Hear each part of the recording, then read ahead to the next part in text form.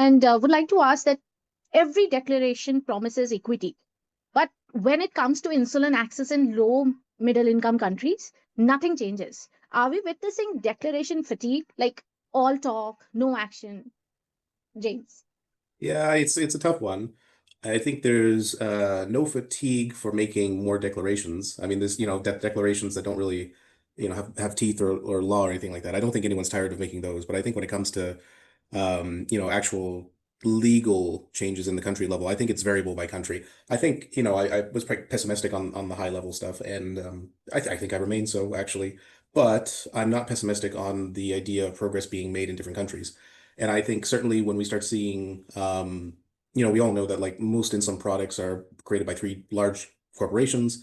But then I start seeing a little bits of change on that. Certainly, in our Voices in Action WhatsApp group, you could see there's some green shoots in Africa for some new manufacturing. The APIs being made in India and China are starting to infiltrate in more countries.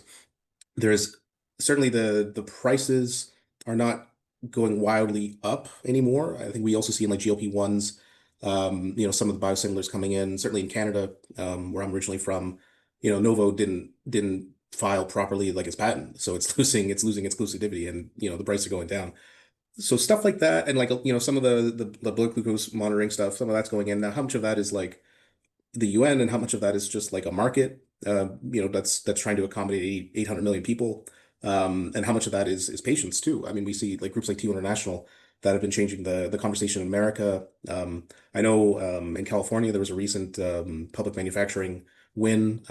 Whether or not that's actually being made in California, I think it's actually being made in India, but then being relabeled. But so there's stuff, and then certainly at the WHO there's the win on essential medicines with the essential medicines list of insulin analogs that went really against the technical advice of the technical team, but they were won over by a lot of the testimony and the evidence getting brought forth by fellow people living with diabetes.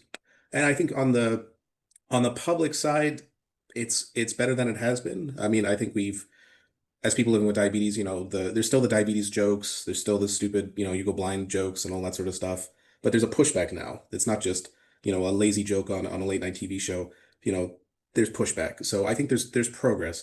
Now, at the low middle income country level, I don't think there's as much as there should be, but I think the general trend is positive. It's not negative.